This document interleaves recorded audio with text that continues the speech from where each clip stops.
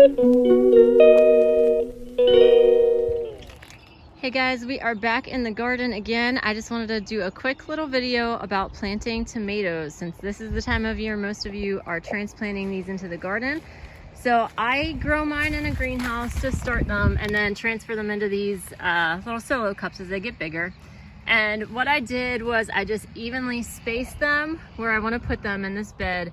I added some manure to this bed and mixed it in. Now as you can see, this is not the best soil. There's a bunch of big chunks. So right where I plant, I'm gonna use a little shovel and just break that up really well and make sure it's nice and has good drainage and it's very small chunks of dirt so it grows well. But also, one thing that's important when you're planting tomatoes is you need to add eggshells to your soil right at the root level. Now you can use a food processor and grind them up really small. The smaller you can get them, the better. They'll be absorbed more quickly. I didn't want to dull the blades on my food processor when I did this, so I just, crushed them up with my hands, which is fine too. And I crush them up a little more as I'm sprinkling them in. But you want to put these eggshells right at the base of the roots. So you'll move this, you'll dig your hole, you'll drop the eggshells in, then put your plant down and cover it in. And the reason you need to add eggshells is to avoid blossom end rot. So if you've ever seen tomatoes or tried to grow them where they look beautiful on the top and then you turn them over and the whole bottom is rotted, that is oftentimes I should say, due to a calcium deficiency in your soil. And you can cure that by adding eggshells to add calcium to the soil. Sometimes that can be due to uneven watering as well. So you want to make sure you're staying on top of that. But ever since I started using eggshells, it has worked really well and I haven't really had any trouble with blossom end rot. Second thing you want to do, plant basil in between your tomato plants. That will help to keep the pests away. That has worked extremely well for me the last few years. So I'm going to put basil in between them. And lastly, let me get over on this side. I decided that I'd rather just be done planting all of my tomatoes today, even though these are really tiny. Now some of these are going to be given to other people or sold at the farmer's market, but I do want to plant my Amish paste tomatoes. Those are the ones I'm keeping for myself, and I know they're super tiny, and to put them directly into this soil, they would not do well. So what I'm doing is I have this compost and manure mix, which has a much finer grain.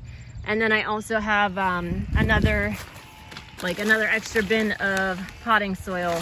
So when I plant these little tiny ones, I'm going to surround them completely with very fine potting soil and have like a nice big chunk of that there so that the roots can spread really easily and not get bogged down in that thick, crusty dirt that I have here. So that is what I'm up to today, and I'll show you the end result when I'm done. All right, all my little baby plants are in. Hopefully they'll be okay in there. I know they're a lot smaller than they usually are when I put them in, but it was just one of those years, and life is never ideal, so you do what you can. Now this would be a lot easier to mulch if these were bigger. It would be easier to spread the mulch around them without smushing them. But because they're little, what I did was just put a pile of mulch right next to each plant, and I'm going to just spread it by hand very carefully all around the base and just try not to crush the plant. So I'll just do it very gently. But anyways, you just want to put some mulch around the base to keep the moisture in and to keep the weeds out. So I'm going to do that to all of those. I'll give them one last water when I'm done with that, and we're good to go. These little baby tomatoes hopefully will do really well, but I'll keep you posted this summer. It is the day after I planted these, and I just came out to check on them because it rained really hard all day today, but they're still looking okay. I know that's super tiny, but they're still standing, and I'm excited about that. Even the ones on this side, which were even smaller. This is like the smallest basil plant in the world, but look at that. This did not even have any true leaves on it yesterday, and now the true leaves are almost as big as the germinating leaves, so that's pretty cool.